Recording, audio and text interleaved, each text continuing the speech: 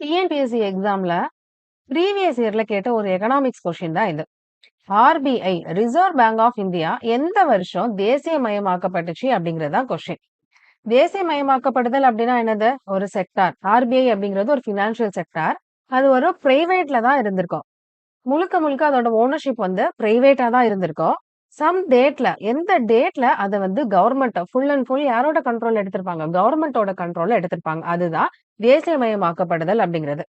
அது எந்த டேட்ல பிரைவேட் ஓனர்ட்ட இருந்து கவர்மெண்ட் ஆஃப் இந்தியாக்கு மாறுச்சு அப்படிங்கிறதா இந்த கொஸ்டின். சோ எந்த டேட்ட? ஜான்வரி 1, 1949. ஆர்பிஐ அப்படிங்கிறது ஏப்ரல் 1, 1935ல எஸ்டாப்ளிஷ் பண்ணிருப்பாங்க.